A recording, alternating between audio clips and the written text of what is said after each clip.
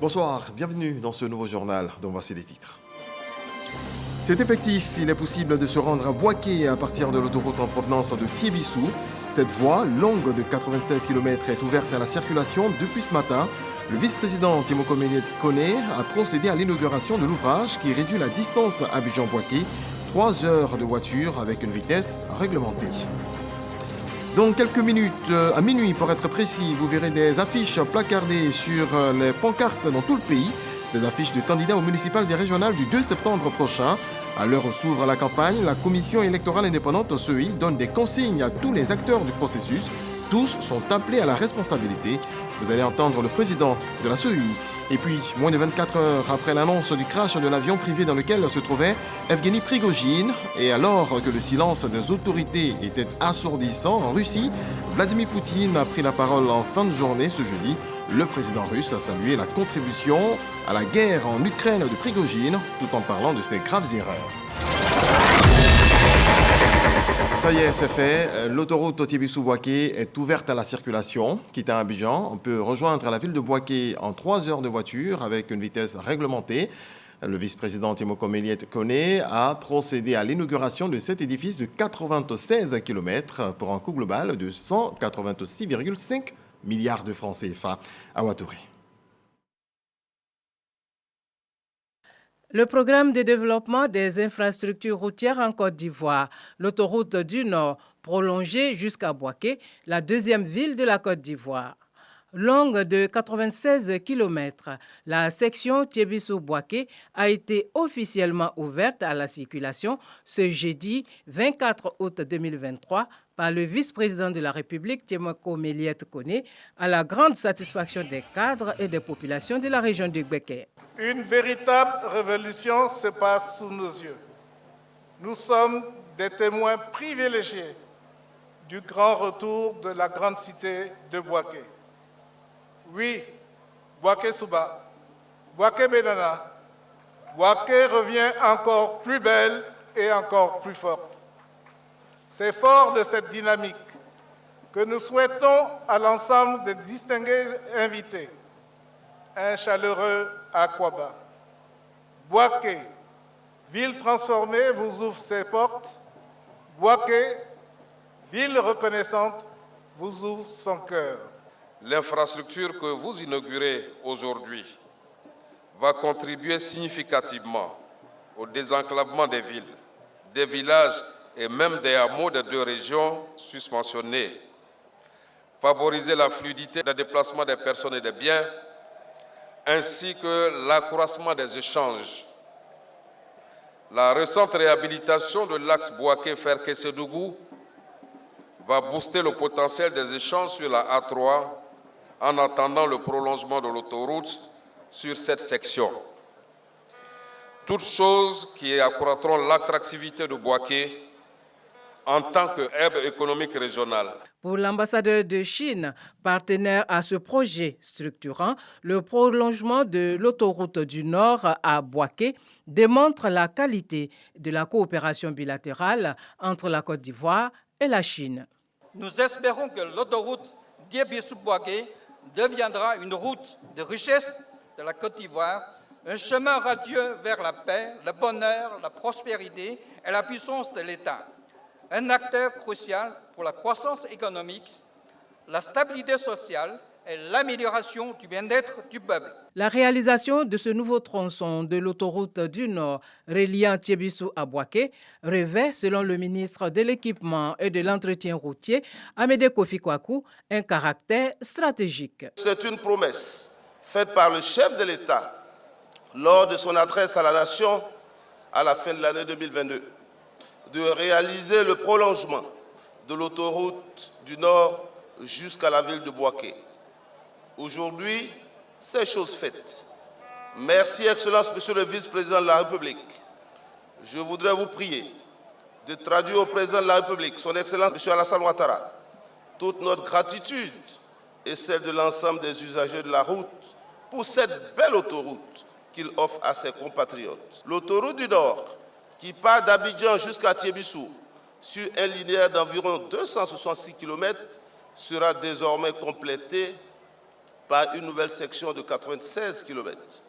Cette section innerve plusieurs localités de la région, dont Sagassou, Béoumi par la gauche et Nguebonoa par la droite. L'autoroute qui progresse pas à pas vers les frontières du Mali et du Burkina Faso a aussi vocation à renforcer l'intégration sous-régionale à travers une connexion rapide vers ses pays voisins. Excellence, Monsieur le Vice-président de la République, à travers cet acte symbolique, c'est le patrimoine autoroutier qui s'étend. Ainsi, le linéaire d'autoroute sera porté exactement à 379 km, représentant le plus important réseau autoroutier de l'Afrique de l'Ouest francophone. Avec l'ouverture prochaine, en 2024, de l'autoroute Grand Bassama-Souendé, ce linéaire sera porté à 409 km. Le vice-président de la République, Temoko Méliette Koné, a pour sa part dit sa joie et sa fierté face à cette importante réalisation qui constitue une autre preuve de la marche résolue de la Côte d'Ivoire vers le progrès et le développement. Cette infrastructure routière constitue, à n'en point douter, une force motrice pour le progrès et le développement socio-économique de notre pays. Dans ce domaine, il est peut-être nécessaire de repréciser que la vision du chef de l'État est claire. Cette vision a été largement développée et opérationnalisée à travers les différents plans de développement mis en œuvre depuis 2012. L'objectif visé est de doter notre pays d'un réseau routier et autoroutier moderne, répondant aux meilleurs standards internationaux afin de faciliter les liaisons entre nos villes et rendre nos localités plus accessibles. Oui, nos populations doivent voyager autant que possible dans les meilleures conditions de confort et de sécurité. Mesdames et messieurs, en janvier 1975, le président Félix Houphouët-Boigny, père fondateur de la Côte d'Ivoire moderne, lançait les travaux de construction de l'autoroute du Nord avec pour ambition de relier dans un premier temps Abidjan à la ville de Yamoussoukro. Cette noble ambition a été partiellement réalisée par la mise en service en 1982 de la première section de l'autoroute reliant Abidjan à Saint-Grobo.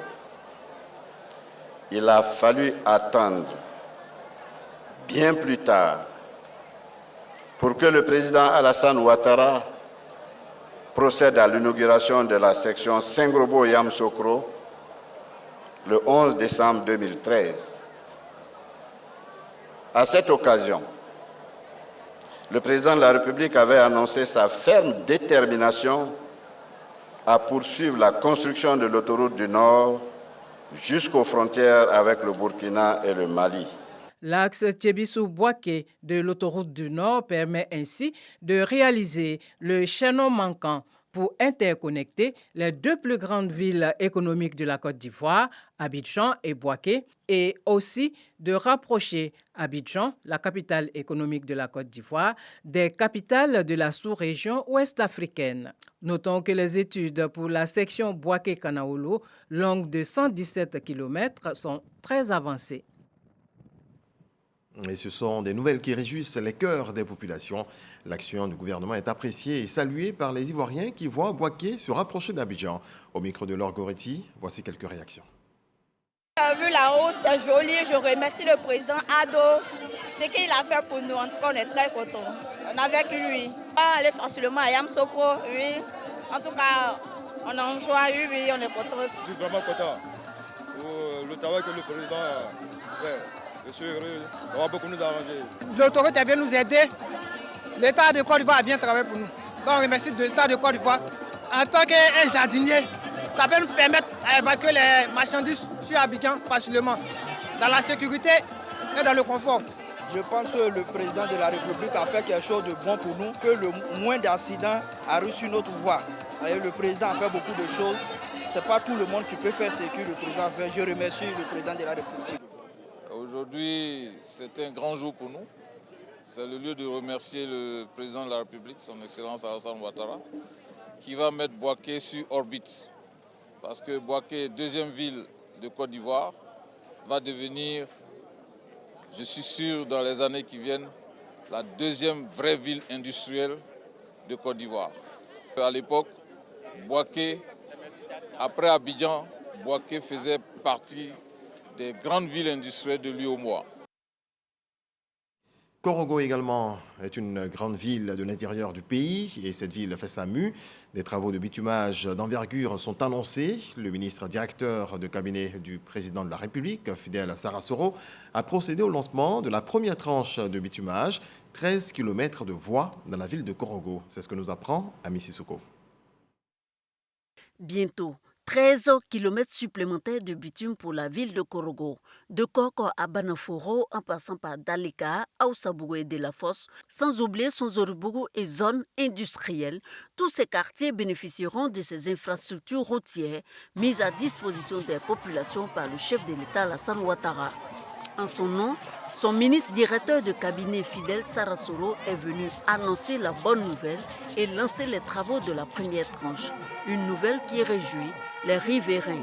Il y a plusieurs personnes qui sont passées, essayer de faire un reprofilage, mais toujours est-il que quand il y a la pluie, la route est vraiment dégradée, on ne peut même pas passer. On a eu la nouvelle à peu près une semaine, on était vraiment contents. L'attente a été longue pendant plusieurs années et aujourd'hui, si on a eu des autorités telles que monsieur le directeur de cabinet du président de la République qui est venu pour faire le lancement, on peut croire que cette fois-ci sera la meilleure ou soit la bonne. Il n'y a pas de canal pour que l'eau puisse couler. Quand il pleut net, on attrape les enfants, sinon l'eau risque de les emporter. Et si Dieu nous a fait grâce aujourd'hui pour goudronner nos voies, nous sommes très émus, nous sommes très contents. Livrant les précisions sur les différents axes abitumés, Abou Nibi Koulibaly, conseiller technique du ministre de l'Équipement et de l'Entretien routier, a indiqué qu'il s'agit d'améliorer des voies importantes au vu du flux d'usagers qu'elles accueillent. La première phase est 5 km que nous lançons aujourd'hui. Et dans les 5 km, Koko à 2 km et demi. 13 km supplémentaires de bitume pour la ville de Korogo, un projet qui s'inscrit dans le plan d'urgence de développement local du chef de l'État Alassane Ouattara. Son collaborateur Fidel Sarasoro a expliqué aux populations qu'au-delà des grands travaux à travers le pays, le chef de l'État est à l'écoute de leurs besoins. Le bitume est extrêmement important. Par exemple, ça permet d'assainir la ville, une certaine propreté, mais également ça permet une certaine fluidité dans la circulation. Et le chef du village l'a dit aujourd'hui, nous sommes satisfaits nous-mêmes de savoir que notre requête a été acceptée par le président de la République. Et aujourd'hui, nous lançons ces travaux-là au nom du président de la République, au nom du gouvernement, et nous en sommes satisfaits. La première tranche de ces travaux complémentaires de bitumage de la voirie de Korogo va durer 6 mois. À Korogo, comme partout ailleurs en Côte d'Ivoire, les Ivoiriens vont voter le 2 septembre prochain pour élire leur maire et président de conseils régionaux. Avant ce rendez-vous, il y a bien sûr la campagne électorale. Elle s'ouvre à minuit et pour que tout se passe dans de bonnes conditions, l'organe chargé des élections appelle à la responsabilité de tous les acteurs intervenant dans le processus. Sidonie Davila. À quelques heures de l'ouverture de la campagne pour les élections municipales et régionales, le président de la commission électorale indépendante s'adresse à tous les acteurs impliqués dans le processus. La campagne électorale qui durera 7 jours sera ouverte ce vendredi 25 août à 0 heure pour s'achever le jeudi 31 août 2023 à minuit. Chères candidates, chers candidats, la période réglementaire de la campagne électorale donne l'opportunité aux candidatures retenues de se rendre visibles et vendre leur offre de programme aux électeurs et électrices.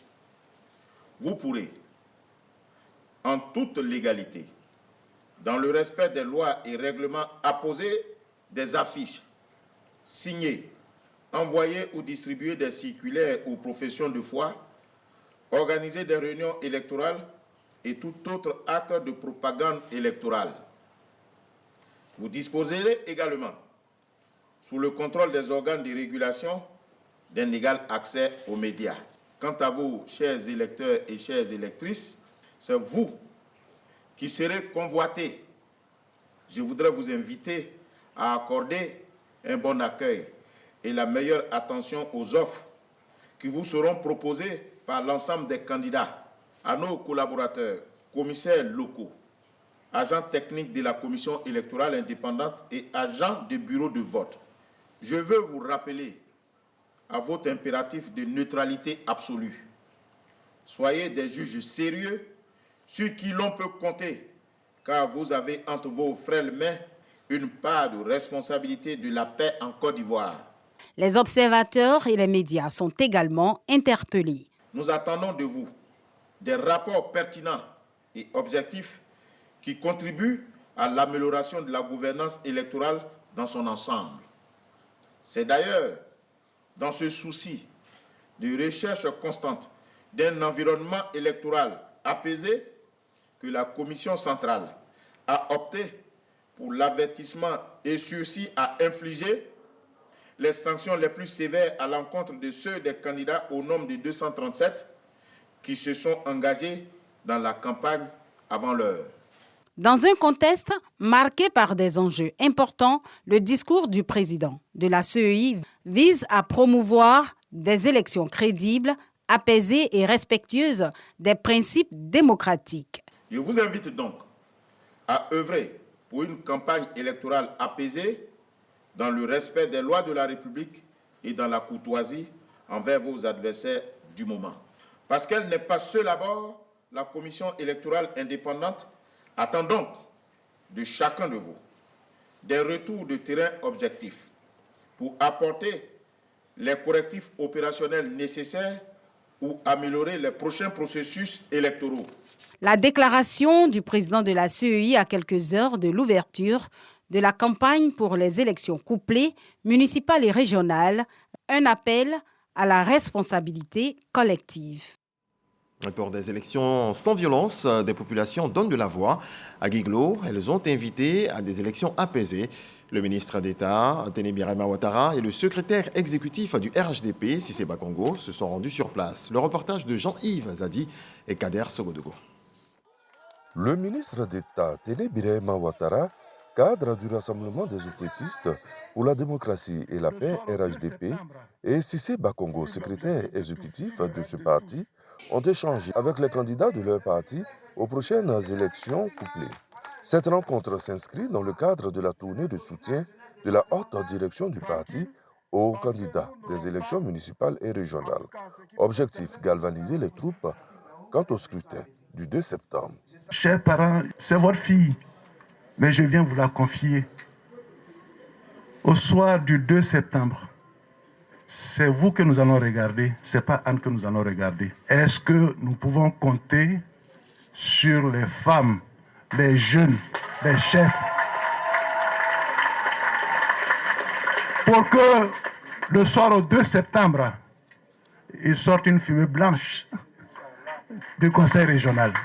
Je peux retourner à Abidjan et témoigner au président du directoire, témoigner au président de la République, président du parti, que ici à Guiglo, nous pouvons dormir tranquille. Cette rencontre a également été le cadre pour les émissaires du RHDP de sensibiliser les populations à des élections apaisées, sans violence et à l'acceptation du verdict des urnes. Les élections qui arrivent, nous avons encore pris l'engagement pour que ces élections se passent dans le calme, que le meilleur gagne.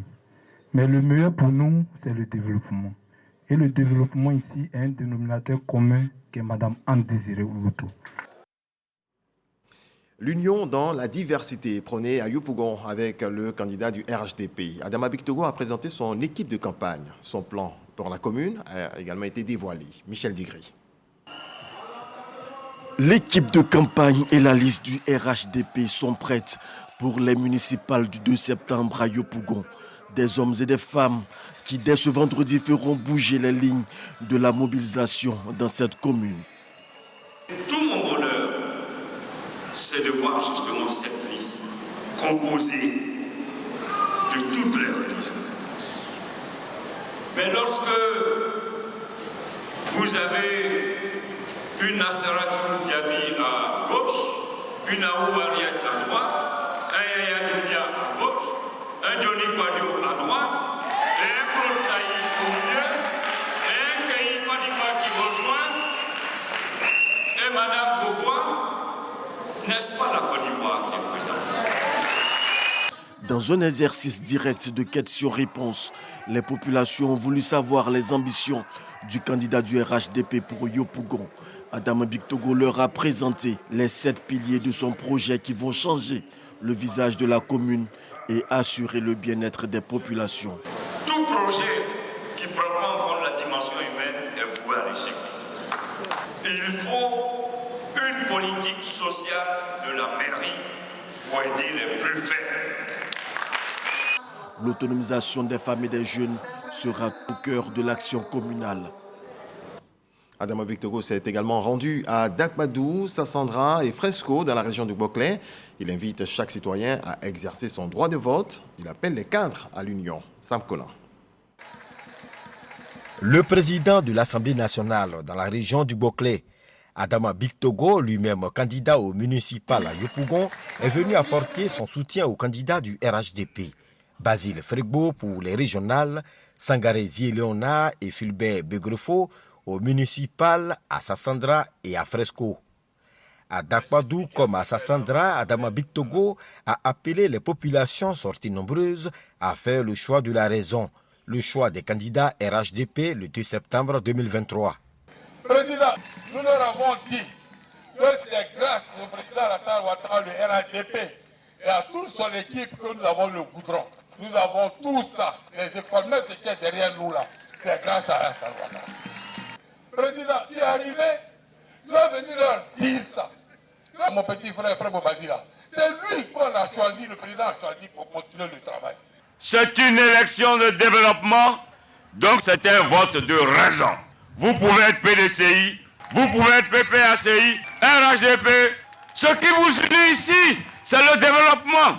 Ce qui vous unit ici, c'est avoir le courant, l'électricité partout. C'est ça qui doit vous unir. Après Dakbadou et Sassandra, Adama Bictogo s'est rendu à Fresco. Ici également, le président de l'Assemblée nationale a tenu le même discours. Le développement du Boclé dans l'union et la cohésion. Et je voudrais féliciter le ministre-gouverneur, Legré Philippe, qui joue donc ce rôle de rassembleur de tous ses petits frères. Pour dire que le plus important ici, c'est de répondre aux attentes de la population. Donc de taire nos égos, de taire nos divisions, pour rester soudés et répondre aux attentes des populations. Les populations de la région du Boclé ont fait la promesse au président de l'Assemblée nationale de faire le choix du développement le 2 septembre prochain. La commune de Cocody connaît le candidat du PDCI RDA qui va défendre les couleurs du parti le 2 septembre prochain. Il s'agit pour les municipales du maire sortant, Jean-Marc Ayassé, qui a été investi ce jeudi par les vice-présidents du parti. Angela Diallo a les détails. Une minute de silence en hommage à l'ex-président Henri Konan Bédié à l'occasion de l'investiture du candidat du PDCI RDA à Cocody. Jean-Marc Ayassé a été investi par son parti. Il était accompagné des membres de sa famille biologique et ceux de sa famille politique. Je voulais avoir aussi toute ma famille à mes côtés. Je voulais avoir mon épouse, mes filles et tous les membres de ma famille pour pouvoir faire cette investiture que je n'ai pas faite depuis le départ et présenter toute la liste qui m'accompagne. Et comme nous disons, nous avons un bilan. C'est ce bilan que nous venons défendre une fois de plus. Aux côtés du PDCI RDA à Cocody, le mouvement des générations capables, MGC, dirigé par l'ex-première dame Simone Neive Gbagbo. Nous sommes dans une élection où l'opposition veut démontrer qu'elle est capable de se mettre ensemble, n'est-ce pas, pour revendiquer la gestion de la nation ivoirienne, commune par commune, région par région. Une occasion pour le porte-parole des vice-présidents du parti de prôner des valeurs de paix et de cohésion et d'inviter les militants à la mobilisation le 2 septembre prochain. Militants de base, vous avez l'obligation d'éléguer secrétaires généraux de section, comité de base, mais également les jeunes et les femmes, de faire en sorte que le 2 septembre, le PDCI gagne ici à Cocody. Le PDCI RDA a présenté 163 candidats pour les élections municipales et 27 candidats sur 31 régions pour les élections régionales en Côte d'Ivoire. À Abobo également, on prépare activement les municipales. La candidate RHDP, maire sortante Kandia Camara, a eu une rencontre avec les communautés baoulées du Zanzan et du Denguélé. Frédéric Oulaye, à Boussanogo.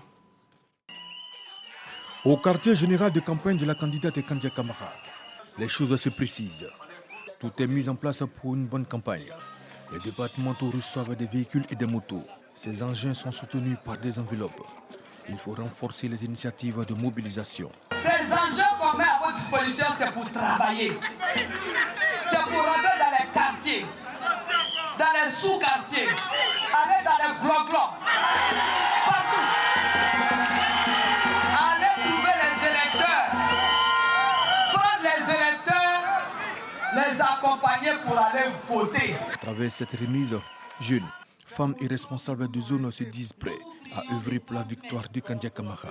Au nom des structures de femmes, de jeunes, des secteurs, des zones, nous vous promotons de réussir le pari de la mobilisation. Dans la même lancée, elle poursuit ses rencontres. Au pas de course, Kandia Camara communie avec la communauté baouli, conduite par le président du Sénat Jano Aoussoukwadjo, Ngues Sankofi, ministre de l'enseignement technique, et Raymond Kofi Goudou, ministre-gouverneur des Lacs. La communauté baoulée est allée témoigner son soutien à la candidate du RHDP au municipal à Abobo. La première magistrate de la commune s'est félicitée de cette mobilisation du peuple baoulé. À Abobo Dereraï, ici ce sont les communautés Bron, Koulango et Lobi de la région du Zanzan qui sont sorties nombreuses pour apporter leur soutien à la ministre d'État, maire de la commune d'Abobo Kandia Camara. Nous travaillerons toujours pour faire en sorte que les Abobonais et les Abobonaises soient fiers de leur commune, soient fiers d'habiter à Bobo. Kandia Camara a également reçu le soutien de cette communauté par la voix des guides religieux, des chefs traditionnels et du ministre d'État, ministre de l'Agriculture et du Développement rural, Kobina Kwasi Adjoumani. Est-ce que vous voulez que le développement s'arrête? Vous voulez que ce développement continue? Et avec Kandia Camara, le développement va continuer. La communauté du Denguélé s'est aussi mobilisée pour soutenir les initiatives de développement engagées par Kandia Camara. Gaussou Touré, ministre-gouverneur du district autonome du Denguélé, a appelé toute sa communauté à faire bloc autour de la candidate du RHDP. Zoumana Bakayoko, candidat indépendant à Cocody, décide de rejoindre les rangs du RHDP et soutenir le candidat du parti pour les municipales, Eric Taba. On voit cela avec Khalil Diomandé. Zoumana Bakayoko, candidat indépendant pour les élections municipales du 2 septembre dans la commune de Cocody, se rallie à la liste du RHDP conduite par Eric Taba. Les deux hommes décident de parler d'une seule voix pour plus d'efficacité. La politique, c'est comme un match de football où il y a toujours un vaincu, il y a toujours un vainqueur. Et à la fin, on se retrouve, on se fait la collade et puis on avance. Et c'est comme ça que les gens doivent voir la politique. Je suis un RHDP à l'origine, mais je me suis présenté juste parce que le président avait demandé à ce que la jeunesse prenne ses responsabilités. Le président a dit clairement que 2023, c'était l'année de la jeunesse. Et je me suis inscrit dans ce discours et je me suis retrouvé. Donc aujourd'hui, comme il s'agit de se mettre ensemble, de donner la victoire au président, j'ai répondu favorablement et je suis là pour ça. Pour le candidat du RHDP de Cocody, l'acte de Zoumana Bakayoko est une véritable marque de solidarité et témoigne de sa grandeur d'esprit. Mon jeune frère Zoumana Bakayoko et moi sommes retrouvés et nous avons échangé. Nous avons donc décidé ensemble de faire chemin. Et ce chemin se matérialise donc aujourd'hui par son ralliement. Donc la famille s'agrandit. Je suis sûr et certain que pour une fois qu'on puisse donner la commune au président Ouattara, il doit être très heureux pour dire, bon, mes enfants ont compris un peu le sens de mon combat. Zoumana, du fond du cœur, je te dis merci.